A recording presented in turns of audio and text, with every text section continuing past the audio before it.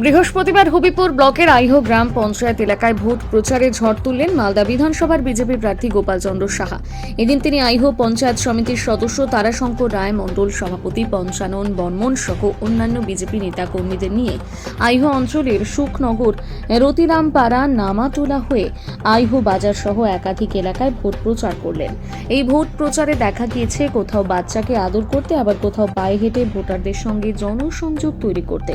Door to ডোর প্রচারে যান তিনি, বয়স্ক ভোটারদের পা ছুঁয়ে আশীর্বাদ নেন। এবারে নির্বাচনে তাকে মালদা বিধানসভার বিজেপি প্রার্থী হিসেবে বিপুল ভোটে জয়ী করার আবেদন জানান।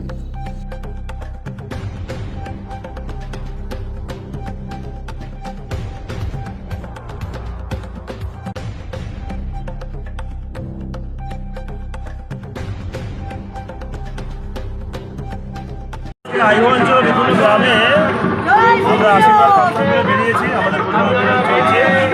আমি হিসেবে মালদা বিধানসভা আইহোতে আমাদের সুন্দর থেকে শুরু করে বিভিন্ন গ্রাম, রতিরামপাড়া থেকে বিভিন্ন গ্রামে যাচ্ছি।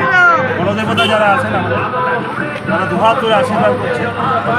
ভারতীয় জনতা পার্টি মহিলা করছে, বাংলায় পরিবর্তন সবাই চাইছে।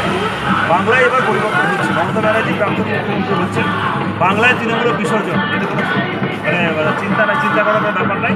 তৃণমূল যাচ্ছে, বিজেপি আসছে, বাংলায় বিজেপি সরকার প্রতিষ্ঠা হচ্ছে।